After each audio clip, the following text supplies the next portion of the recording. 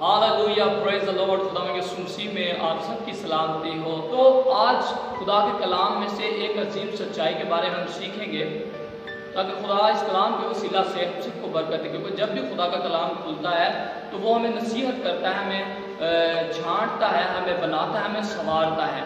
तो आज जो खुदा ने मुझे टॉपिक दिया है जिस बारे में मैं बात करने को हूँ आप सबके साथ, वो है हसद। अगर देखा जाए हसद जो है आसान लफ्ज़ों में जलन।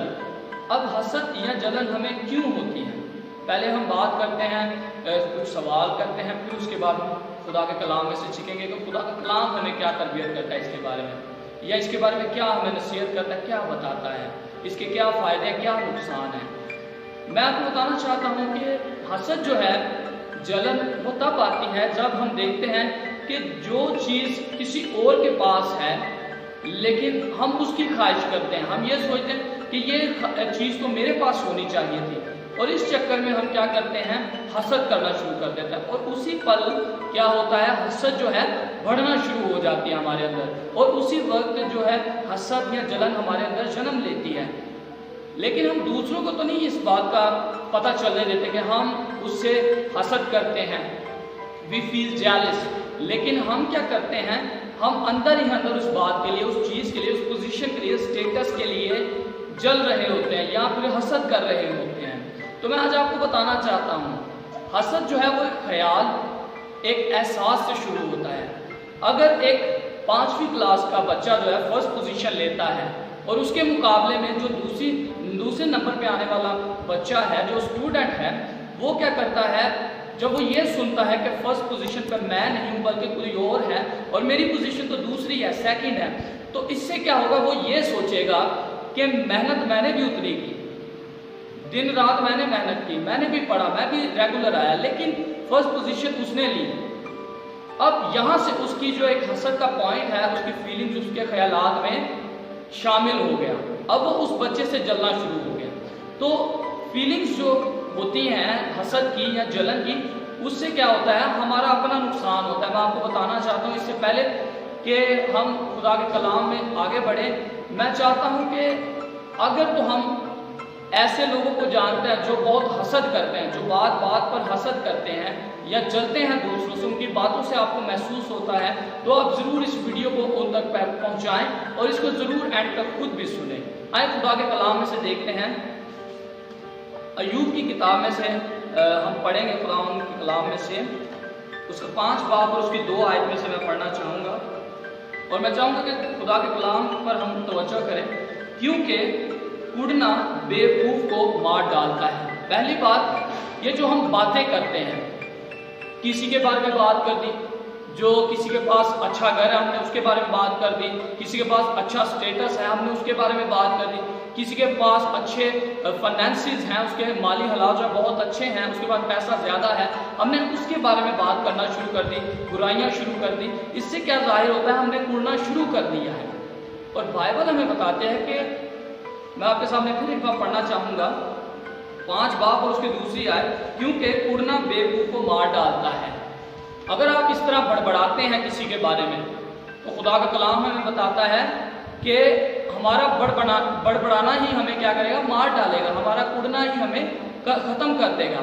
और उससे आगे वाला हिस्सा मैं पढ़ना चाहूँगा, और जलन अहमक की जान ले लेती है। अब इससे तो ये जाहिर होता है कि जो हसद करता है, जो जलन करता है, वो अहमक है, क्योंकि खुदा के कलाम में से हमने पढ़ा। तो चीज़ों में बताना चाहता हूँ कि हसद जो है वो हमारी जान ले लेती है। हमें पता नहीं चलता कि हम अंदर ही अंदर हसद करते करते इस हद तक चले जाते हैं कि हम बीमारियों का शिकार हो जाते हैं।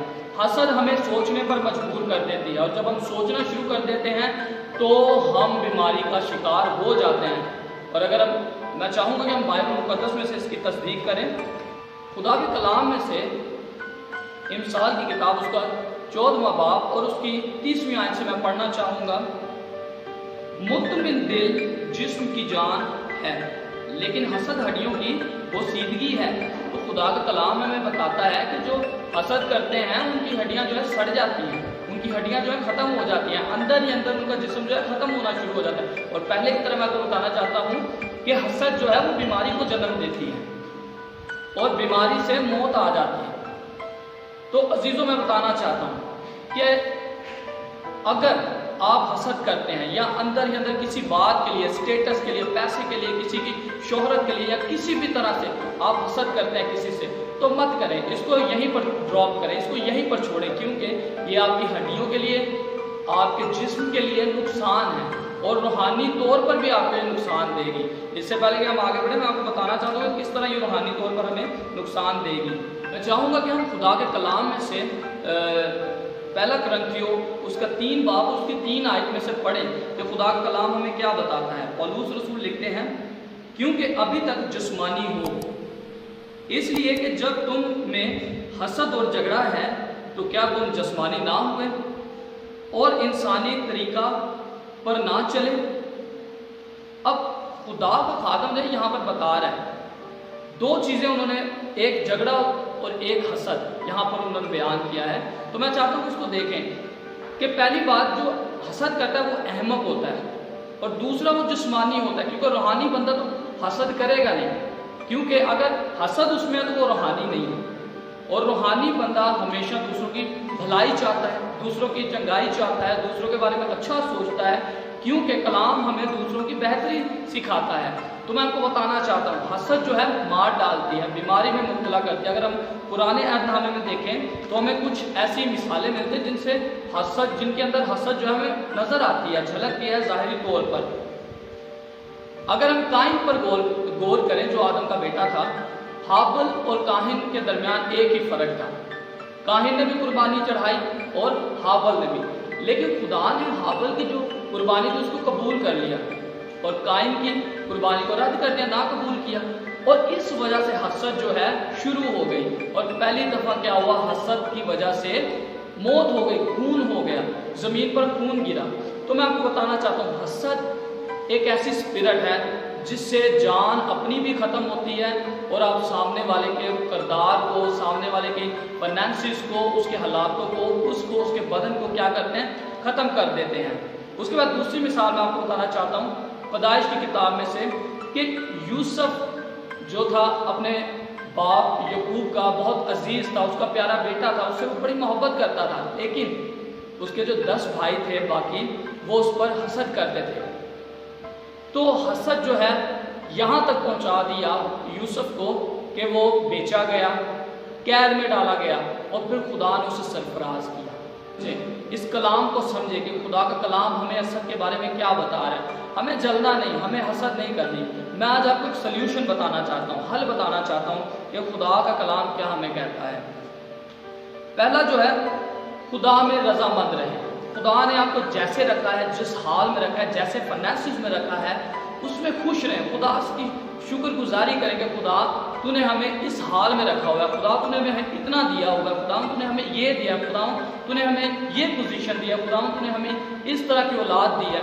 شکر کریں خدا کا۔ اور میں آپ کو بتا دوں، اگر خدا میں آپ رضامند رہیں گے، خدا میں خوش رہیں گے، اطمینان رکھیں گے، تو حسد کا شکار آپ کبھی نہیں ہوں گے، بیماریوں کا شکار آپ کبھی نہیں ہوں گے۔ آئے خدا کے کلام میں سے پڑھتے ہیں، دوسرا کرنتھیوں 12 باب اس کی 10 آیت میں سے پولس رسول لکھتے ہیں، اس لیے میں مسیح کی خاطر کمزوری میں، بے عزتی میں، احتیاج میں، ستائے جانے میں، تنگی میں خوش ہوں۔